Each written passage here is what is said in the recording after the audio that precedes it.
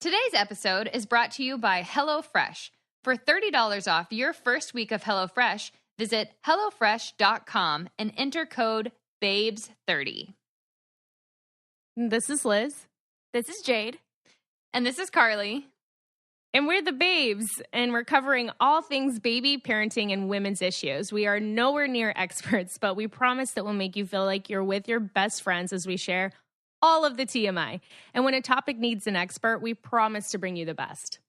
Our podcast is an inclusive, no judgment zone. We welcome all moms, all parents, all caregivers, even those yet to be parents. We're diving into the nitty-gritty of real life, the highs, the lows, the tears, but also the joys and celebrations in this chaotic, beautiful, wouldn't trade it for the world stage. If you hear a baby or a husband crying in the background during this episode, it probably means we just corked a bottle, poured ourselves a glass of mommy juice, and are hiding in our closets. Oh, you too?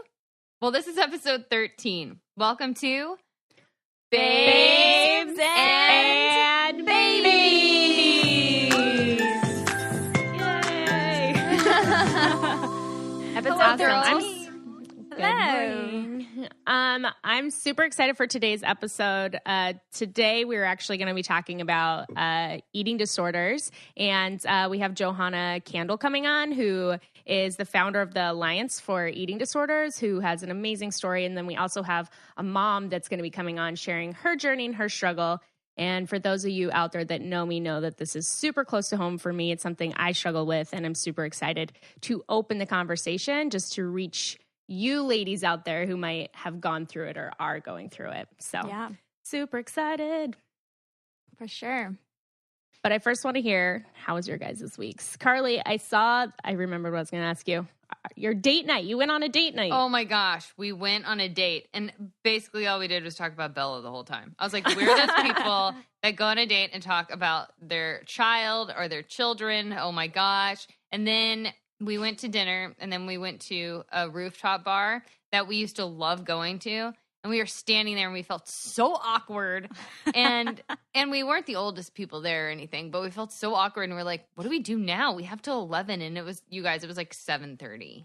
And Evan's like, well, I guess we could like go to a movie. I'm like, okay.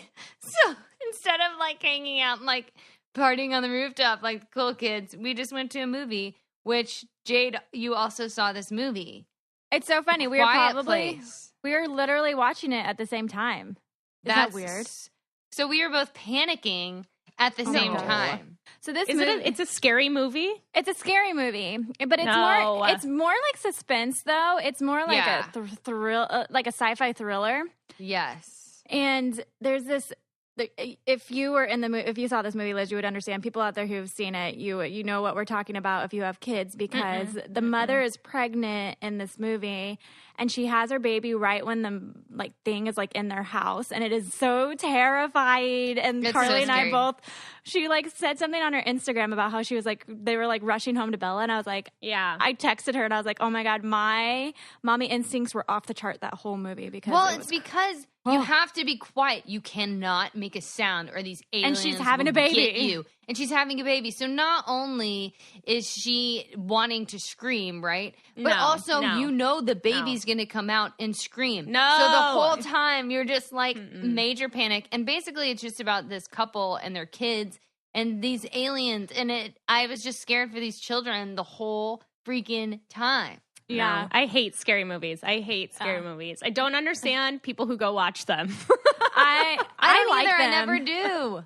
I like them, but during the movie, there were like these recliner seats, and so you can like sprawl out and be comfortable. I had my knees to my chest and like my arms wrapped around my knees like practically the whole time because I kept like ducking my head into my arms because you're like terrified these children are gonna, these monsters or aliens or whatever they were gonna get these children.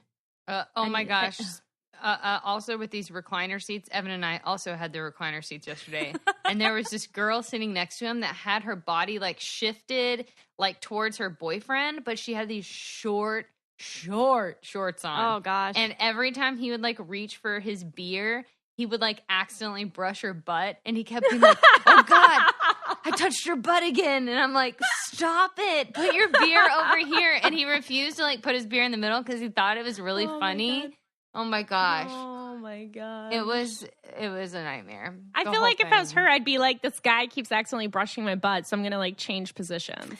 You're like, well, that's the closest you've gotten to any kind of action, Evan. And I know. Poor guy. You know, we did have the conversation last night about, I said, I am ready to do it. I said, but it's a lot different down there. I was like, there's major changes. And I was like, and I'm really scared about it. And he's like, well, we don't have to do it until you're comfortable. And I was like, okay, I don't know. So we didn't do it, but we did have the conversation. So now he knows we can try, steps. But I'm terrified. Yeah, I would be too, though. It's really scary. I had so actually my doula client had her baby this last week, which I'm super excited about. She had a successful VBAC, and she was super nervous, like, you know, like every time if anything like came up and they're like, oh, the baby, whatever, she'd be like, I just don't want to like stall. I just don't want to end up in a C-section. Like, you know, so it went awesome. She did absolutely amazing. And I love watching birth. So I watched the baby come out, healthy baby girl. And when I was going home, I was thinking about the sex after birth thing. And I was like, man, like what she just did is absolutely amazing, but also really painful. And I can't imagine like this something going back in. I know. It does kind of become an exit after that. You only think of it as like an exit for a while. Right. Oh, yeah. Uh-huh. Oh, Evan and I also talked about having more kids. Okay. Oh. So you're going to have to do that to have more. Is that how that works? No. Well, I don't even know what started the conversation, but I was like, I ended up being like, okay, well, if we're going to do it, I say we just do it like as quickly as possible. And I was like, I don't want to like get my body back and feel all good and then go through it again. And then we started getting on the topic of bodies. And I was like, well, I don't really care about stretch marks or anything. I just don't want to stay like that same weight anymore. And he was like, well, that's easy, you know, and it was a very healthy, interesting conversation. We didn't really get anywhere with it. Nothing was determined. But I was like, okay, well, at least we're talking about things. I think we probably will have another one maybe try, but I don't know when. Maybe in the next year we'll try. I don't know. Yeah, well, because that's exciting. Tanner and I want to have another child, so we need to have kids again close in age so they can all grow up together. Okay, you go first. It's funny that you're not worried, you don't want to get your body back and then get pregnant, because I'm the exact opposite. Because like now I'm down to my pre-baby weight, you guys. So, yeah, you're tiny. Yeah, so I'm really excited about that. But I wanted to get back down, and now I just want to get into better shape again, and then get pregnant, because I don't want to add on to the old babies. You know what I mean? Like, yeah, my old baby body, and then get another baby. You know, I just don't want to like accumulate. Well, so what's that weird was like my goal. I've gained weight while breastfeeding. Like my arms are like way bigger. Like my body feels bigger. And I know that I didn't eat. This is actually probably really bad, but I didn't have as big of an appetite while pregnant. So I'm like, okay, well, if I got pregnant again, I'd probably just get sick again. And I don't think I would probably put on weight from this, except for maybe the baby. Who knows? Yeah. It could be totally different. I could be super healthy this time. And that would be the dream, right? Yeah, I feel there's like this idea out there that when you're nursing, the weight just like melts off because everyone's like, you're burning an extra 500 calories or whatever. No, starving. I know, but your body actually like holds on to weight too, because it has to have kind of like a camel carries extra fat storage or water storage. Are you calling us camels? Yes. Exactly. Your body's holding on to this extra storage in case like anything happened. It would have this extra calories to create milk for your baby. So I actually find that it's harder to lose the weight when you're nursing. I know some women it does. Some women it does. It melts off. But also when there's like us who are out there, we're like, why am I holding on to this 10 pounds? Like, why can't I lose it? Also, on the topic of breastfeeding and camels, because camels have humps and we have boobs.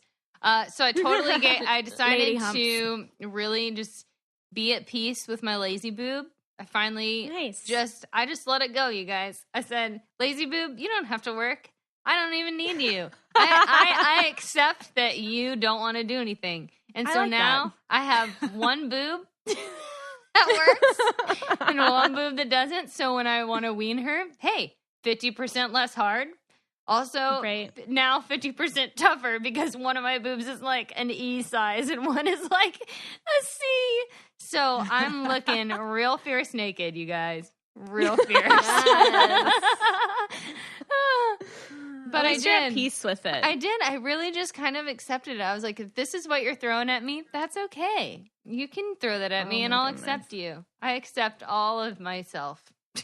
That is awesome. That is good. Yeah.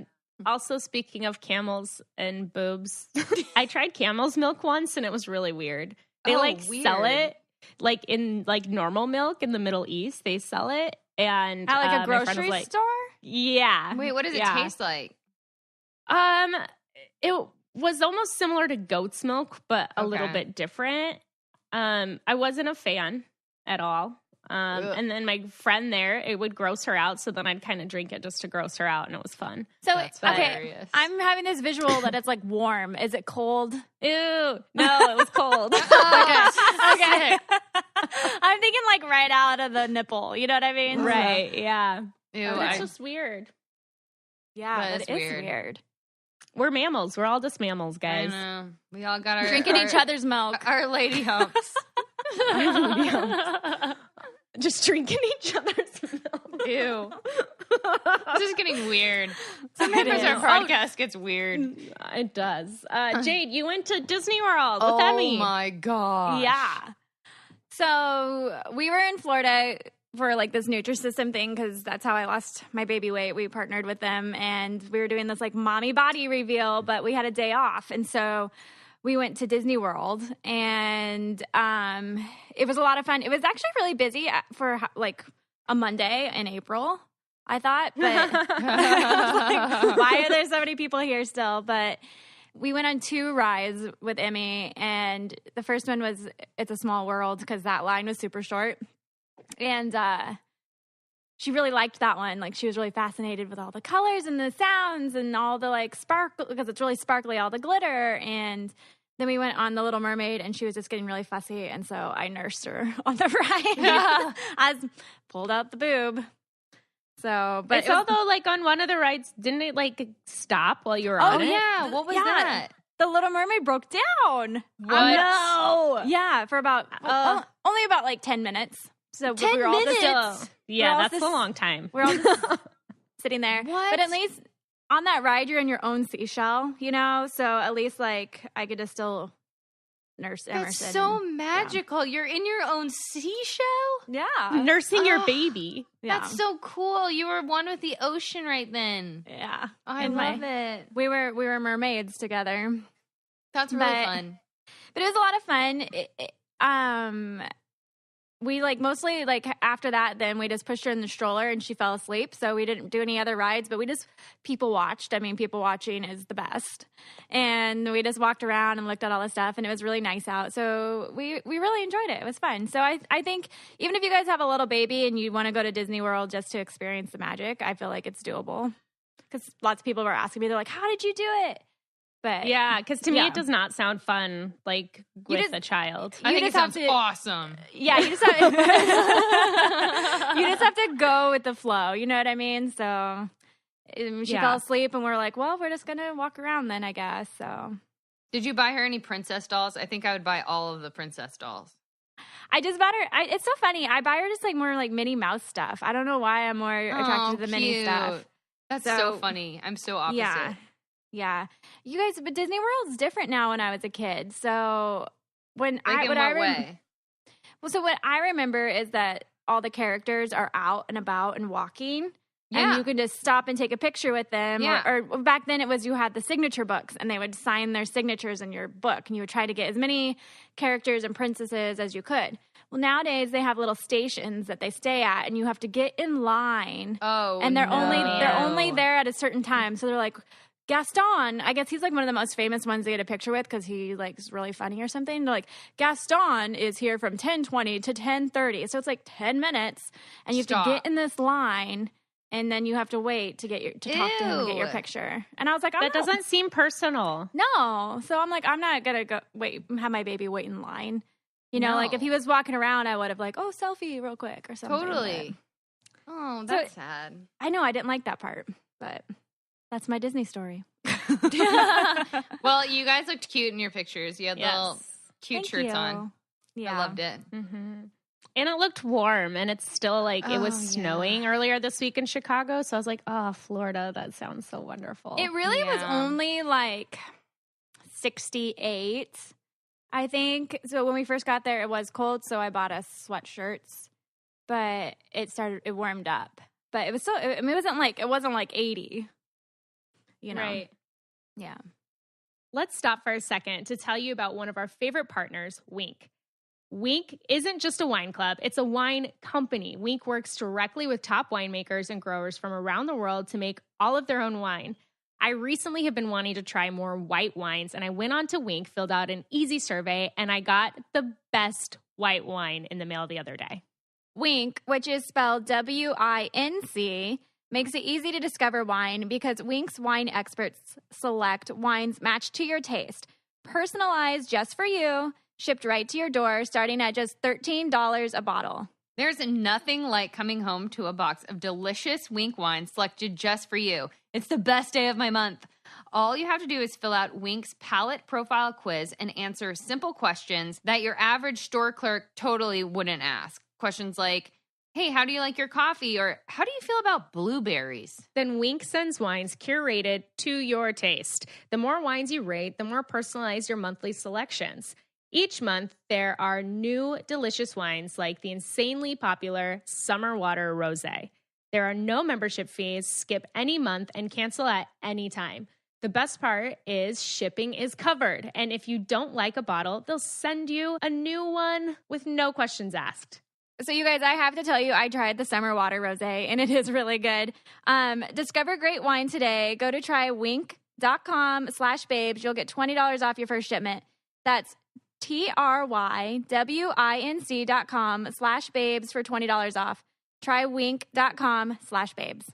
Well, are you guys ready to bring Johanna on? Yes. Yes. Awesome. Let's get her in. Hi. How you guys doing? Good. Good. We are excited to have you on today, Johanna. Thank you so much for joining us. I am so excited to be here, and thank you guys for having this conversation. It's really important, and it means a lot. Yeah, of course. Awesome. Well, I guess so you founded the Alliance for Eating Disorders, right? I did. Mm-hmm. Okay. So how did that kind of come about? So I actually founded the Alliance in October of 2000 after a nearly 10-year battle with anorexia, bulimia nervosa, and binge eating disorder. I started struggling when I was 11 and a half, and I struggled until I was 21, and I came really, really close to losing my life several times. And throughout the whole time, I was actually really perplexed at the fact that, number one, nobody was talking about it. Number two is it was made to feel like it was my fault. That, I think it's a general or more broader conversation about mental health in general, because when people think it's above the neck, they think that you should be able to control it, right? Like depression and anxiety. And so it really was a lot of I can't believe you're doing this to your family. Because up until that point, I was, that goody two shoes, that perfect kid. And, no one could ever imagine that I was doing this. So, because of the fact that, I had almost lost my life, and because I really just wanted to make a difference, my last semester of undergrad, I was planning on going to graduate school. But I called my parents and I said, you know what, I am sick and tired of being sick and tired, and I need to do something. So I took out a student loan and I moved back home to South Florida, and I started the Alliance. That's awesome. Wow. Yeah. So, like, what does, I guess, the Alliance do? Like, what's the purpose of it? Sure. So the Alliance is a national nonprofit organization that does outreach, education, early intervention, and advocacy for all eating disorders. So we do everything from educating our healthcare providers on how to recognize and refer eating disorders, because less than 6% of medical residency programs even broaches eating disorders. So Wow. the people that you go to sort of have that first contact or that intervention are not able to get the education so needed to intervene. So we do everything from going to doctors' offices, hospitals, dentists, nurses, you name it. We go in and offer really great practical information. We also offer free clinician-led support groups. We started them at our headquarters in South Florida, but we have since then grown them out to other cities across the country, with 11 more slated to open this year. We're huge fans of creating supportive communities because, as anybody who has struggled can tell you, that eating disorders are extremely isolating. They're very stigmatizing. And when you're struggling with it, you know, to be honest, you feel like you're the only one going through this, or that nobody else could understand. And so we've created these communities of care, if you will, where, people come together and they're like-minded. And the most amazing thing that happens in our groups is when people will say, "Oh my God, you speak my language," or "For the first time in 3 years, 10 years, I don't feel so alone." Yeah. And then the other thing that we do here is we actually help people find access to care. We have the largest non-biased referral database in the country of everything from outpatient providers to acute medical stabilization, because we want people to be connected to care. And last, we do a lot of advocacy. In fact, right before I got on this podcast, I was actually getting ready. I'm leaving tomorrow morning to go to DC. We go up there numerous times a year, and we meet with legislators on how to, to advocate for eating disorder, access to care, for education. And as a non-so-political geek, I love it. It's so much fun. That's awesome. I know, so you're working with, like, going to DC and everything. So you actually got, I know, Barack Obama to sign some sort of legislation to something with eating disorders. Yeah. Can you tell us, like, exactly what that was? Yeah, absolutely. I don't know about you guys, but I actually slept through American government class in undergrad. And I'm so not politically minded or oriented. And about 16 years ago, I took my first trip to DC to meet with legislators, and I had no idea what I wanted to say, or why I was there, or why my congressman even cared about what I had to say. And so I walked into his office, and he's sitting across from me, and he looks at me, he's like, "So why are you here?" And I was like, "I don't know. I don't know why I'm here."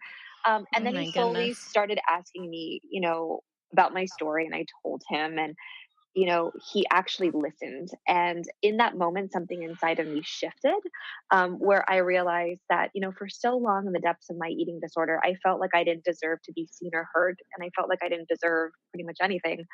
And in that moment, I felt validated, and my story had meaning, and it had power.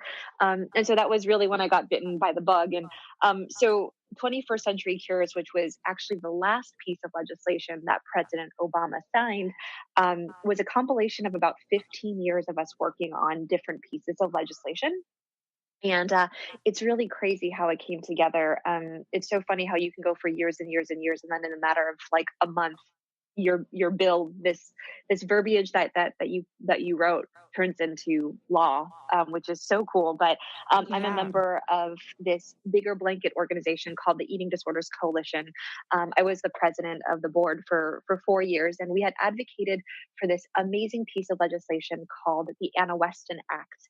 And the Westin Act was actually written in memory of Anna Westin, who is a phenomenal young woman who lost her battle to an eating disorder. And her mother, Kitty Westin, really became the face, the advocate on Capitol Hill. And basically what this piece of legislation does is that it provides funding for our primary care providers to be educated, as well as in 2008, we had this landmark piece of legislation called the the Mental Health Parity Act, which means that you have to treat mental health on par with physical health. And yet, even though that passed, there was still a lot of loopholes and holes in it. So what the Westin Act says, it's a clarification that all levels of care in the treatment of eating disorders need to be covered by insurance. So we advocated for it, and, we got really great bipartisan support. And then in late 2016, there was this bigger bill called the Family's Mental Health Act. And we sort of merged our bill into that bill, and that was going. And then all of a sudden we heard that there was this bigger piece of legislation called the 21st Century Cures Act. And that actually merged the Family's Mental Health Act in it. And so on, I believe it was December 10th, I was sitting in the Senate House gallery, and I watched this piece of legislation get passed, and then, was able to watch on TV, not in the room, but, the president sign this amazing piece of legislation that is going to impact the lives of the 30 million Americans that are going to be, that will struggle or will experience an eating disorder in their life. So, wow. What a huge victory. Yeah. And you know what? It just means that, everybody has a voice and every voice has power, and never underestimate the power of what you can do. And so it's been really, it took a village to get it passed, and yet to watch it go across the finish line was probably one of the biggest, I would say, victories of my life, but, probably one of the things I'm most proud of. That's amazing. Yeah, that's awesome.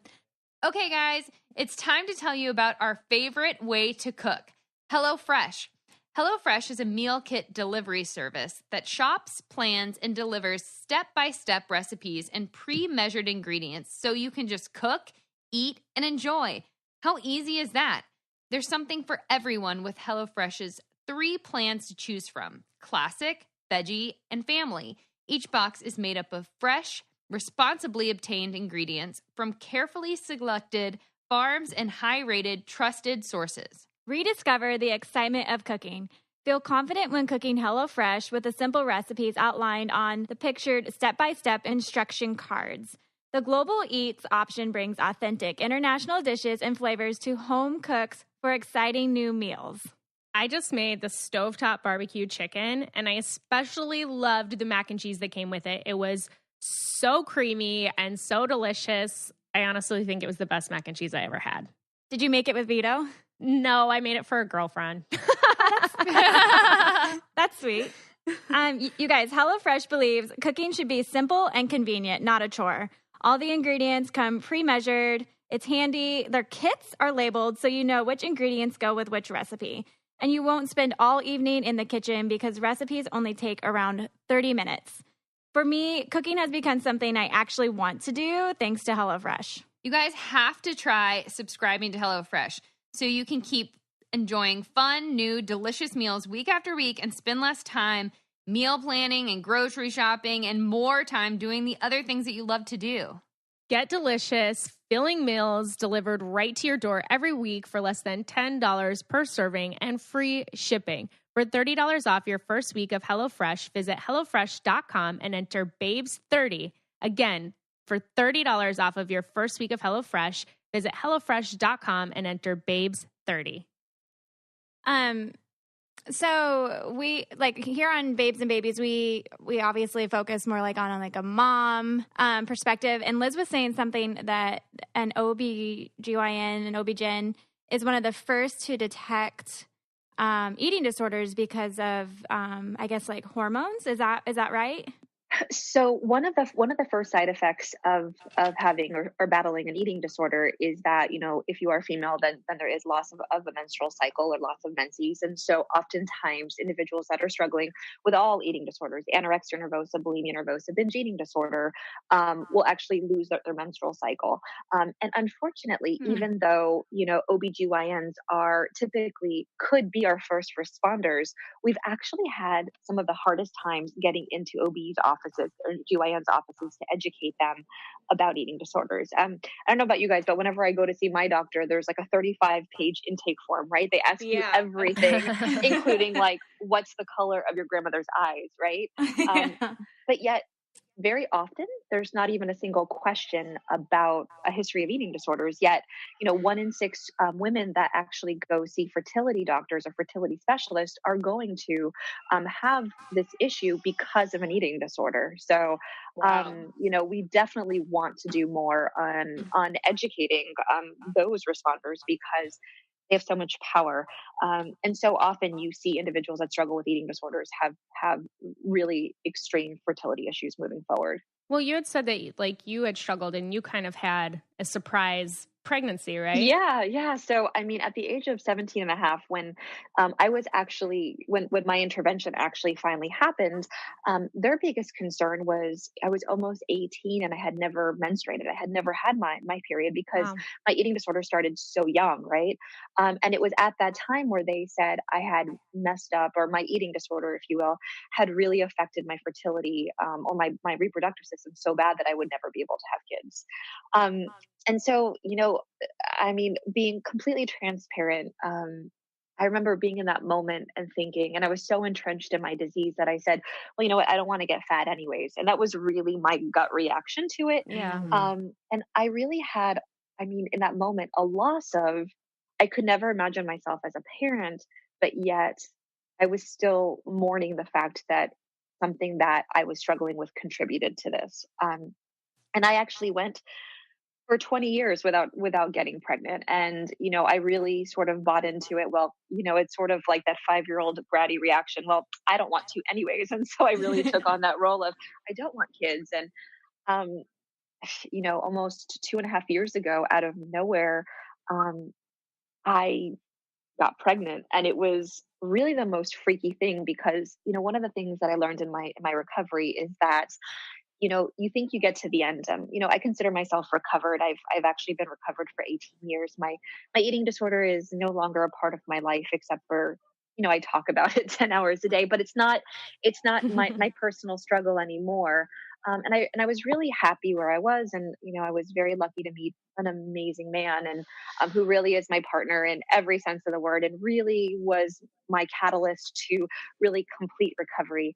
And all of a sudden, there you go, like my body showed that not only could my body heal from my eating disorder, but it could heal to this different place. And so now I have an almost 20-month-old amazing little girl that I have to tell you, when I look in her eyes, she's just proof that there is life beyond your eating disorder. And my recovery was the hardest thing I ever did, bar none. I mean, so difficult, but the best thing I ever did, because I recovered to life. And, life is not always good and it's not always sunshine, bunnies, and rainbows. But, I look at her and I think, oh my God, I could never love anything as much as I love her. And it was so worth going through the hell that I did to keep on putting one foot in front of the other to get to where I am today with her.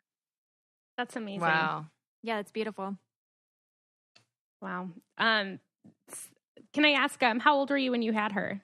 So I was I 38? Yeah, I was 38 when I had her. So, and by the way, since when are we calling women that are like 37, 38, like geriatric pregnancies? Oh my gosh. I was just talking to somebody last night because it's like women 35 and over. And that really irritates me. It's crazy. Because like you're immediately considered high risk. And it's like, that's so ridiculous. But isn't like the statistic now that most women aren't even like the average now for having your first child is 30. So what, like you have 5 years before you have to be high risk? Exactly. Like, it's nuts. So I don't buy into it. Yeah, no, me either. So my amazing nurse practitioner midwife and I decided that we were going to use the term advanced maternal age because I did not want to be called geriatric. So that's funny. I'm probably going to steal that term from you. Yeah, advanced maternal age. Writing it down. Yeah. No, it was funny. I actually went to because I actually know nothing. I knew nothing about kids. I was an only child. I never babysat. I was actually a professional ballet dancer in my former life, and so there was never time to I had never even changed a diaper before I had her. And I remember going to like a mommies to be boot camp, and I was standing in line to use a restroom. There was like 16 pregnant women all in line, which was sort of comical. And there was a group, these two women in front of me that were like, "Oh my God, can you imagine having a baby in your late 30s?" They must have been like in their early 20s. And I was like raising my hand up in the back. I'm like, "Well, actually, you know, so hi, you know," and you know, but honestly, it's I would say recovery is the best thing that I've ever done in my life, because it brought me to where I am today, including my daughter. And, you know, I really, my heart and soul is really into, you know, raising awareness about something that people don't talk about and giving hope. Because when I went to go see my first therapist when I was 21, and I really wanted to get help for the first time in my life, my therapist that saw me looked at me and said, "You know, I'm really glad that you're here. However, I want you to know that you're going to be struggling with this for the rest of your life." Right. Sort of the whole, Yeah. you know, once an alcoholic, always an alcoholic. And, you know, in that moment, I didn't need her to say that. I needed her to Right. say, "It's going to get better," you know? Yeah. And so that's really my message.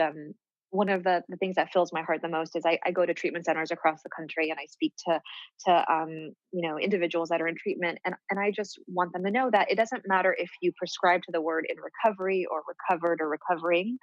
Just know that it gets better, and that you're not the exception to the rule. That you can absolutely get to a place of healing and remission and just life, and that's really what the most amazing thing is. I think That's that's amazing. yeah. Okay. Oh, go ahead. No, I was just gonna say, I think that's amazing that that's like what your message is, because I shared before on Taylor's podcast, you know, my struggle with it. And my biggest thing that pushed me away from therapy was I went to a session and I was told by like 3 different professionals, like, "You're going to struggle with this for the rest of your life." And I refused to take that as an answer. And it actually kind of pushed me away, you know, and it's glad that there's people like you out there just being like, "You know what, it does get better and we're here for you," creating that community. Yeah, you know? absolutely. And I think that we're doing a disservice to people by telling them that it's like, this is Right. going to be your life. And because it's not. And, you know, yeah, absolutely. It makes you feel power. I mean, I don't even struggle with anything like that, but to me, just even hearing it almost makes you feel powerless. Like Yep. you can't control this, you know, like you're just going to have to deal with it instead of being able to be like, no, you have the power to heal yourself, which is true. Yep, exactly, exactly. And you know what? You know, for some people, it's really interesting when I go and I speak and I say, you know, I'm completely recovered, and they look at me and they're like, "Oh, that seems too extreme." And so I really specifically say, like, it doesn't. I don't care what, like, in what context or what you label it as, but just know that it gets better, and it can get totally better. So, and I feel like I totally agree. It sort of reclaims your power over, you know, because whenever you talk to people that struggle with eating disorders, they talk about, well, you know, I don't want to lose control, and that my eating disorder is very much about control. When you can shift the conversation and say, actually, this is you taking control. You know, if you're in that driver's, you know, it's giving you the opportunity to be in that driver's seat of your life, of your journey. When I talked to you before, you had mentioned kind of like the rise of eating disorders, or like the spike right now is women kind of in their midlife area. Yeah. I was talking to the girls earlier. I feel like, and I could be way wrong, like sometimes is that like kind of the age where a lot of like women now, their kids are leaving home and all these like different things, and they're kind of left back with their problems, you know? Or why do you feel like that spike in that age group is? Sure, absolutely. So right now, the highest % increase of individuals that are struggling with eating disorders are women in midlife. And there's a myriad of reasons. You know, first and foremost, we live in a society that doesn't allow women to grow old gracefully, right? And I think it's very much still to this day a double standard where, you know, men become very more distinguished, right? Like, you know, the older George Clooney gets, the more attractive he gets. And then like with women, it's like, you have to look like Jane Fonda, you know, in her late 70s, you know. So I think it's this pressure of looking a certain way. We also know that the divorce rate has a lot to do with it too, is that, you know, women that have been married for 15, 20 years, they get divorced and then they're back in the dating pool, if you will. And, you know, not to gender stereotype, but I will just for a second, you know, the average 40-plus-year-old male is pretty much going to look for a younger woman, right? And so, that's another reason. Also loss. Women in their midlife happen to be in that sort of sandwich generation where they're taking care of their parents and they're also taking care of their kids. We know that loss plays into it as well. And empty nest syndrome, because there so many women, specifically like the baby boomers, made their career at home, and once the kids leave the house, it's that sort of shift of identity, because for so long they were mom and they were wife, and they managed all things household, and then all of a sudden they don't have that anymore, and it's trying to refine that identity, or maybe going back in the workplace when they haven't been working for a while. And then also realistically, menopause is a huge trigger as well. We know that that puberty is a huge trigger, when we're looking at adolescence, because on the whole, adolescents gain 40 pounds over 4 years during their puberty, which is necessary. But we also need to look at the fact that we're going to see the same thing happen with menopause as well, where these women's bodies are changing, and when they've maybe been a certain size for their whole adult life, and all of a sudden they're doing the exact same thing, and yet their weight is increasing. So they're all factors that contribute to women in midlife. Yeah, that interesting. Definitely makes sense. Yeah. So I just like somebody who's trying to understand, I guess, like eating disorders. Is it more so women in their 40s who are starting to have, you're seeing more eating disorders be common? Is it the control thing? Like, is that what triggers it? So like you were saying, like they had all these like responsibilities and they had this role, and then it's like loss of role. Is it just, is it more of a control thing, or is it like a weight thing, or is it both? I guess I'm just asking. So when you take a step back, really what it is that eating disorders are biopsychosocial illnesses. So what that means is that they're biologically underpinned, and then the environment pulls the trigger. So we know that of all the factors that contribute to the development of an eating disorder, about 60% is genetics. So if a parent or a sibling of a parent has had an eating disorder, you actually have a 12 times more likely chance to develop an eating disorder. So the genes have to be there. And then that environmental trigger pull. So typically it's what we see is it could be stress that causes weight loss. It can be people, the 95% of women that go on diets at some point in their life can be a weight loss. In fact, we actually had someone call the office recently. She's 54, hadn't struggled with an eating disorder, had struggled with anxiety her whole life. We know that it's always present with either anxiety, depression, obsessive compulsive disorder, one of those. She actually went on the Whole30 diet recently, about a year ago, and that actually made her weight drop, and it went under her body set point. And because she had the genetics and because she had that co-occurrent anxiety, all of a sudden the diet that this diet that a lot of people are on right now turned into actually a very significant eating disorder. So it's sort of like this perfect storm comes together with genes, with other co-occurrent psychiatric disorders, and then society, like dieting, like social media, like messages we hear. So much of it plays a part. I know, like for me, mine was definitely kind of onset with puberty and some of the genes as well. Yep. And that I didn't realize until like within the last year.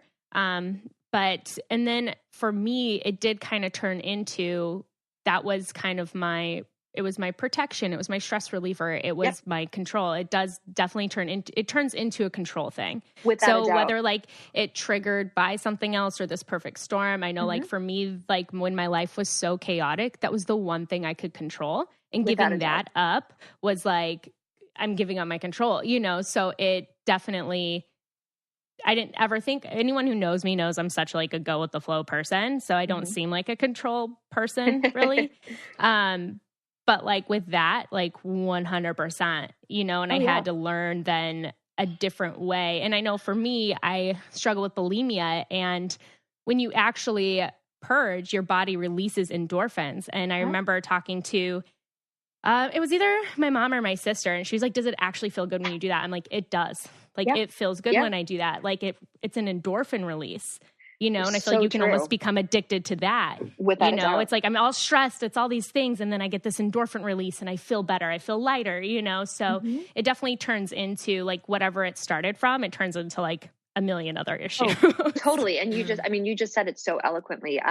You know, when you've looked at like PET scans or brain scans of people that struggle with, you know, opioid addiction, and compare that to someone who's struggling with bulimia nervosa, it actually lights up the same receptor spots, believe it or not, Wow. which is amazing.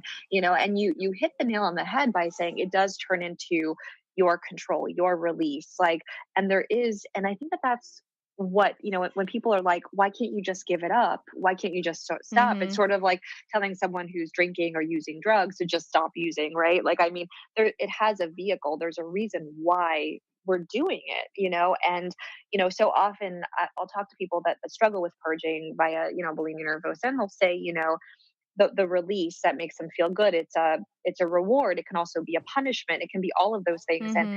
And I think that, you know, when people talk about their eating disorders, they talk about it being their best friend and yet their worst enemy, right? And it's they want to get better, yet they're so afraid to get better because exactly they don't want to lose control. When in actuality, when you take a step back, you realize that the actual disease is the one that's in control, not you. But it's it's very elusive, and it makes it so difficult to recover from. Yeah. Well, part of the reason like we wanted to do this too is we have most of our listeners are, you know, either married or with kids. We do have a lot of single ones too, but our demographics like between like 20 and 45 years old, you know, so that's a wide range of women who could be struggling with this or had, or, you know, I guess if there's somebody who's listening to this, how would they get in touch with like your organization or get help? Absolutely. I think that, and I think I just want to also just take a quick moment and just say thank you to you guys for having me on the podcast, because you're creating conversation. I remember, you know, it's so funny that this year is the year of 40, and I don't know how I feel about that yet, but in my mind, I still think I'm 21, which I'm not. But you know, it's when I struggled, there was no conversation about eating disorders at all. There was none. You know, the only thing, there was a few like after school, like Lifetime made for TV movies. And, you know, I felt so alone, and I felt like I was going to struggle with this forever. And so, you know, by having this conversation, by creating this form of awareness, it's tremendous. So thank you for first and foremost. If anybody is struggling, please know that you're not alone, and know that help is available and recovery is absolutely possible. The Alliance for Eating Disorders Awareness has so many resources. We're here to help you. We have an amazing referral website called findedhelp.com. So it's find like eating disorder help, but it's edhelp.com. Or they can call us on our toll-free number, which is 866-662-1235. We are all over social media. You can contact us any place, any way. But just know that there are people that are here to help. You did not choose to struggle, but we can help you get all the resources and the tools you need for your journey of recovery. And like I said at the beginning, I mean, my eating disorder and my eating disorder recovery was the hardest thing I ever did. And it's also the best thing I ever did. I never in a million years thought that I would be in a healthy relationship. I actually ended up marrying someone who I went to preschool with, which is crazy. What? That's awesome. Yeah. So, and literally has been, like I said, the best partner in this journey. And, you know, my little dream of starting this alliance, you know, like I said, I took out a loan and I worked 3 jobs the first 6 years of the organization to try to keep it going. And now we have a staff of 14, and, you know, we're just, I'm really blessed to say that I work with the best people I know. Without a doubt, they are my family. But the best gift of the Alliance is when I get phone calls from people that will call me and say, you know, oh, I got into graduate school, or I'm getting married, or I'm having a child, or, you know, I'm the vice president of this Fortune 500 company. And it's just very humbling, because, you know, all I wanted to do was give back and help others avoid the path I went on. And I know that I might not be able to help others avoid the path, but I sure can do everything in my power to help them get into the direction of health, healing, and hope. Yeah, that's awesome. You're doing some great work. Yeah. Thank you for like creating this alliance and, you know, working with legislation and having that passion. And, I mean, obviously you've changed tons of lives. So thank you. That means a lot. You have so much drive. Yeah. It's like, man, what I need to like, what law can I pass? Oh, you know. No, but it's really cool. And we're going back to the Hill on Tuesday. And so, you know, we'll have our meetings and you know, because one of the things I thought is once you pass a bill, it's like, all right, we're done. No, now you have to do like regulatory process. And, you know, it's been really cool to see that unfold. And, you know, I've had several meetings at the White House and with Health and Human Services with my amazing coalition of people. And, you know, you get to geek out a little bit every once in a while and then sort of ground and be like, all right, you know, I'm not going to take for a moment the fact that my seat represents 30 million Americans that are struggling. So you do what you have to do and you keep on using your voice. Yeah. Well, thank you so much for being here, Johanna. And we'll definitely leave your website up on our podcast. Thank you so much.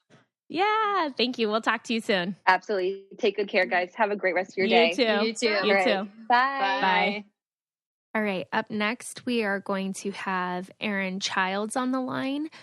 She is a friend of mine from Las Vegas who I confided in, and we just related on a lot of stuff when it came to dealing with eating disorders, and I can't wait for her to share some of her journey with you guys. Hello. Hi. Welcome. Hi, thank you. Thank you so much for being here today, Erin. So we just had this awesome lady on, and she was talking. She actually founded the Alliance for Eating Disorder Awareness, and she kind of went over a little bit of, you know, kind of how she got started, stuff like that. And we just wanted to talk to somebody who has gone through it, you know. So would you be okay just, I guess, sharing a little bit of your journey? Like, when did it start and when do you think it kind of ended? Well, I don't know if it ever has really ended. It's kind of a mindset that I fight harder at different times, depending on what's going on in my life. But I remember thinking that I needed to go on a diet probably, you know, around 10 years old. So that's ridiculous. And kind of snowballed from there. So I didn't actually start throwing up my food until I was 15. I remember it being very painful, and I just kept doing it because it was some sort of emotional relief that I couldn't obtain, you know, through talking with anyone or telling people how I felt. It seemed like nobody understood. But I felt inadequate in every way. And so at that point in my life, we had just moved from everything I was familiar with to a new town.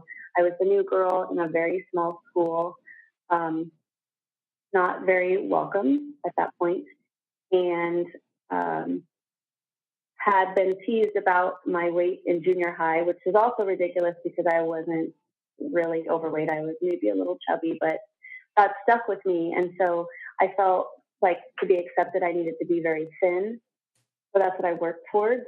And that was a good 20 years of my life, actually. And I remember thinking around 35 years old, do I want to be 40, 45, 50, still doing this to myself? No. On top of that, I had 4 kids, you know, by the time I was 35, and did not want to put them through finding me hospitalized or, you know, on the bathroom floor or something like that. Anyway, what else can I say? Okay, so I guess, like, you know, you mentioned how you have 4 sons, you know, and it wasn't until you were 35 when you're like, do I still want to go through this? So I guess, like, you know, getting married, becoming a mom, like, how is that still active in your life or like affecting you as a mother? Sure. So I learned that this thought pattern of being able to, for lack of a better word, express myself or get my emotions out, really surfaced at really hard times. So whether it was problems in my marriage or, having 3 babies, each a little over a year apart, and, 3 babies in diapers. And then as they started getting a little bit older, now they're fighting. Now they're making messes, and I can't have everything perfect. So my mindset was, I learned that my mindset was all or nothing.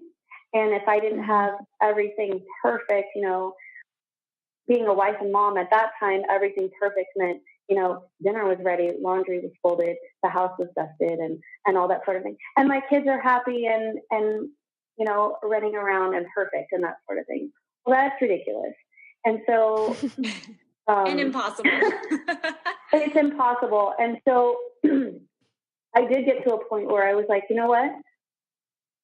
If I had a good friend that I knew was treating herself this way, berating herself this way, putting herself down for little things that don't really matter, I would shake her and be like, what are you doing to yourself? And so when I got to my mid-30s, that's kind of was like, if I don't get a hold on this now, I'm going to be 40, 50. Do I want to live my life with my head over a toilet bowl or on a piece of exercise equipment? No, I don't. So yeah. So how did you feel like, I guess, you got a hold of it? You said, if I don't get a hold of this now, like, what did you do to get a hold of it? I gained weight. I stopped exercising. And so I kind of went the opposite direction, where I was eating, where I was almost like mad and like, screw this. And I was, eating boxes of Cheez-Its at a time. And so I went the other direction. And now, while I still fight the mental battle, I am 15 or 20 pounds heavier than when I used to get on the scale and, I saw the number I wanted, and that ruled my day. And if I was a couple pounds over or under, I, freaked out and would punish myself. So while it also wasn't healthy really to go the opposite direction, that's what I did. And it helped me because I found that, okay, I'm eating boxes of Cheez-Its. I'm fat and I'm out of shape. I couldn't run up a flight of stairs, but I still had the same people in my life, and I still had the same people that treated me kindly and loved me. And so when I would go, desperately searching for help, and I would read articles that would tell me, oh, you got to love yourself now, and you're going to have the same problem, whether you're fat or thin, or whether you have, this or that. And I was like, whatever. If I could just be thin, everything would be fine. Well, that is actually found by personal experience.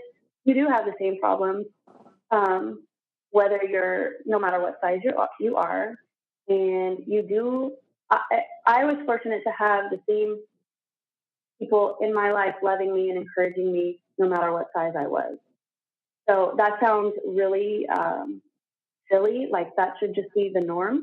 You know what I mean? You should have the same people in your life no matter what. Right. Mm-hmm. But it did hit me that I actually do have that. So that was a big thing for me. So getting fat a little bit, or going opposite of what I thought I needed to do, that helped me, actually. Yeah. That was part of my healing actually as well too, because I definitely gained weight because I stopped throwing up food.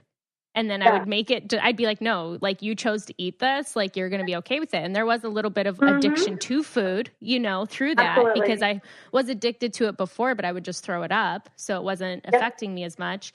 So I definitely, there was one point where I'd gained like 20 pounds, in a very short amount of time. And I had to be okay with it. And I refused to it took me like 2 years to lose 10 of those pounds because I was doing it healthier. And that was so hard. but I'm like, no, like you're not going to throw this up. You're not going to get rid of it. Like you're going to make either different choices in what you eat, or you're going to be okay with what you just ate, and my friends still love me too. Yep. And you know what was also something for me that I felt like I was separate, like I was off in this box, separate from everybody else. And I was watching all these people have this fabulous time in life that weren't even close. I hope this doesn't sound judgmental because it's not meant to be, but they weren't even close to the body type I was going for. Does that make sense? There were people, overweight that were dancing and just loving their life. And that I always envied that they didn't care. Not that maybe they didn't care, because everybody has, there are things that they worried about, but that they, at that point in their life, they weren't letting it run their life. They were still living life and having a good time, no matter what size they were. And I've always, I noticed that, and I still battle it, but I always envy that about people that, let's say there's, I'm about to photograph a wedding today, and I always love watching women get out on the dance floor that might be considered bigger or not the ideal body type, and they don't give a crap, and they just dance and they just have fun. And how much more is that to be envied than living in this, slavery of constantly trying to achieve whatever in this. And for what? For what? Yeah. Well, and part of it too, I mean, everybody does have such different body shapes and sizes, and what's healthy to one person isn't healthy to another person. And that's right. We feel different, like I don't want to be the weight that I actually was before. I feel stronger, like I feel better. And so it's just like everybody's health is so different. I know people who could outrun me that you would never think, or there's people that, you think that they could run for miles and they can't take, they run for 5 seconds and they're winded, so like health is like, we judge it by the outerior, and it's just, that's not it at all. Yes. So, like, the I guess battle, what would, go ahead. Sorry. No, you go ahead.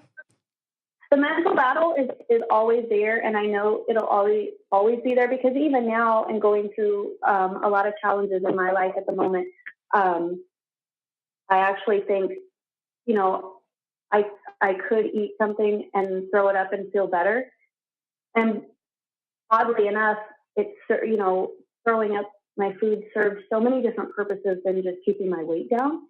It was very much a stress relief and an addiction of sorts, because when I do go through stressful times, I find my mind going that direction, and I'm like, now it's much easier to just, toss that thought away. But yeah, so it kept me thin, but it was also very much an addictive behavior. So, yeah. What, I guess, like, for anybody listening who might be a mother and a wife and struggling with this, I guess, like, what hope do you want to leave them? Are you there? There we go. I think for anybody struggling, to let them know that it is possible. It is possible to get better.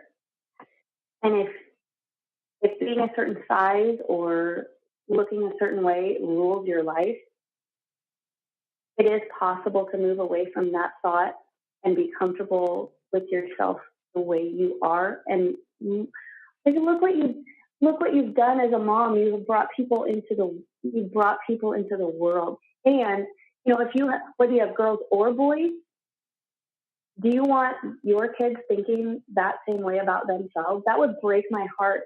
If I had girls, I have all boys, so I know boys have issues too, but maybe not the same as women. But if I had a little girl who I knew felt the way I have felt about myself, that would break my heart. And Anyway. So as a mom, really working on being comfortable and loving yourself because that's what you want for your kids, that's when it becomes even more important. So it is possible. It is possible to move forward and get better. So. Yeah. Well, and as being a mom, I mean, you wear so many hats. I mean, you did bring life into the world, and that's something to celebrate. You're doing the best that you can. You're taking care of so many other people. And I feel like husbands are also large children, so taking care of that. Fact. They are. Yep. They are. Well, you're doing an amazing job. Just you coming on and talking about it, and you're definitely changing some lives today. So thank you for being so vulnerable with us, Erin. We really appreciate it. Anytime. Yeah. And you look so beautiful. Yeah, you're gorgeous. This is like bed hair. Your bed hair looks good. Sorry. It didn't hit me until this morning that you guys would see my face, and I was like, oh. There you go. This is it. I woke up 10 minutes before we started this, so.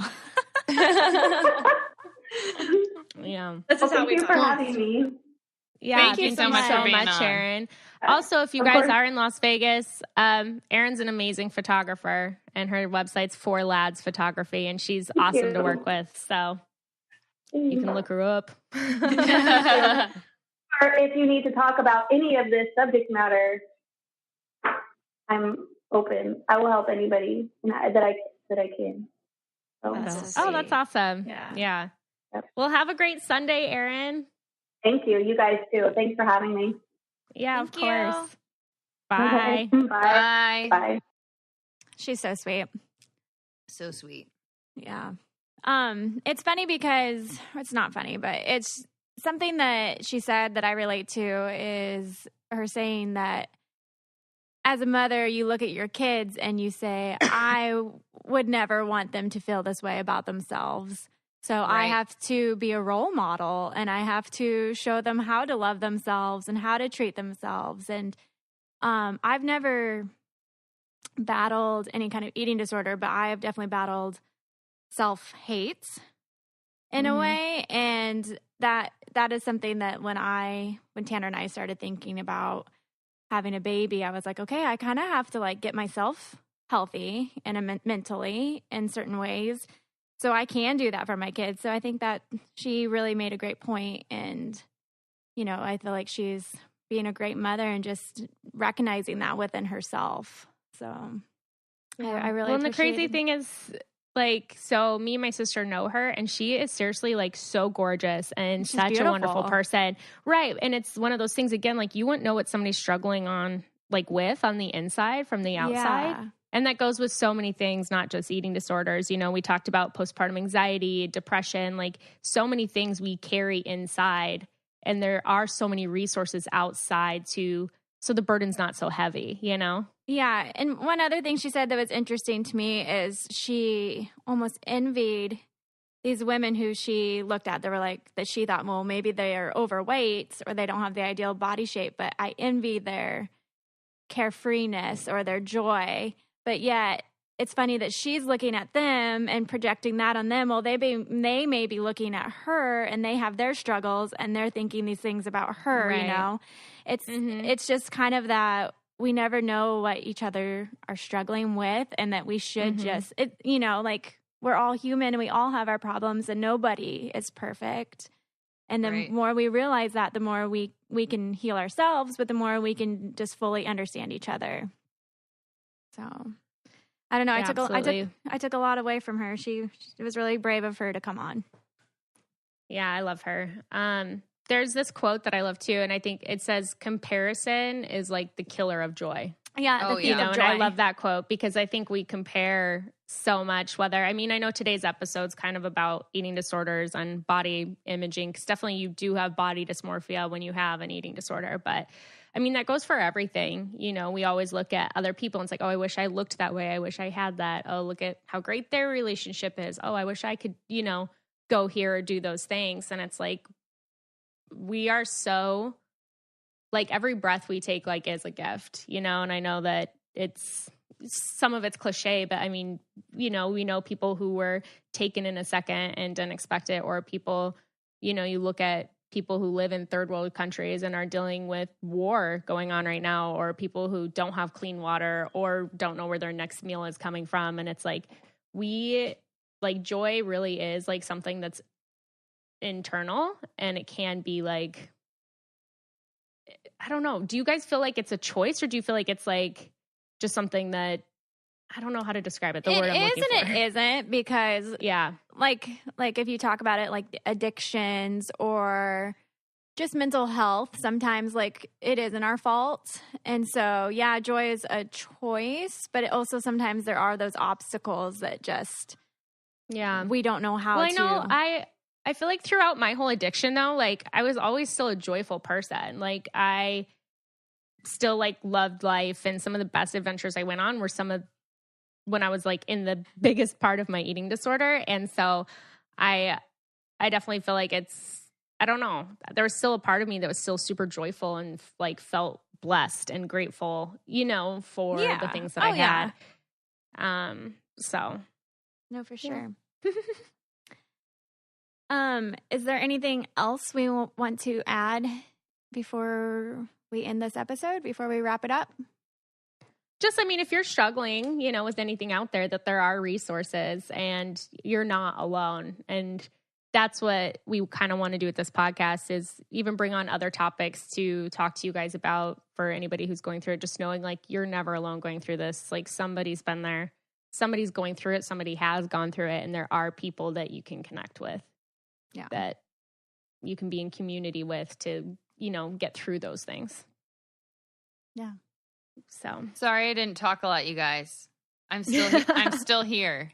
I've just been really listening and taking this all in. Well, yeah, I mean, this is a topic that not everyone, it doesn't strike a chord with everybody, so it's hard for us to kind of put our input in, because Carly and I, obviously, we've never dealt with it, but we did learn a lot. We did learn a lot. Yeah. A lot. Yeah. And if you guys know anybody who is maybe possibly struggling with an eating disorder, I think the best thing that people did for me was to send me resources, not to be like, why are you doing this? Why can't you just stop? Like, why don't you get help? Because sometimes that just seems so like you don't get it. You haven't been there, but sending them, the link to that website, or, to listen to the podcast, or, just there is a bunch of, the Alliance for Eating Disorders does have a hotline. They have resources for free, meetings with people. So, just maybe sending somebody a message with the link of one of those things, just in love and no judgment. I think that would be the best way to relate. I'm so glad we brought awareness to it, so that people now know, hey, here are resources, and you don't have to be scared, because there's so many people going through it with you. Right. No, absolutely. Absolutely. Well, thank you guys so much for listening to this podcast. And if you want to find us outside of this, you can find me at my website. It's ejsandos.com. You can find Jade, Jade Liz Roper on Instagram. Or no, wait, it's Jade Liz Tolbert. No, Roper, right? Dang it. Jade had to go check on Emmy, so I think it's Jade Liz Roper. You guys know where she's at. You know where she's at. You know where that girl's at. Or you just come on one of our pages, and then you just will find her in our pictures. Jade, what's your Instagram? Jade Liz Roper. Yeah. And mine is Carly Wad. Jade and I clearly have not changed our last names on social media. Somebody asked me that the other day. They're like, what do you go by? I'm like, I don't know either. Like, legally I'm Tolbert, but I go by either. I associate my identity with both. Legally, I'm still Waddell. Whoops. It's so difficult to change your name. Whoops. One day we'll get there. Well, thank you guys so much, and we will talk to you next week. Bye, guys. Bye.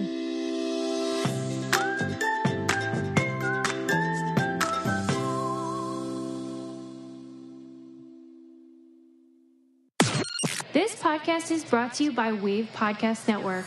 Check out all of our shows, including the Brain Candy Podcast, I Don't Get It, Babes and Babies, Coffee Convos, and Let's Talk About It.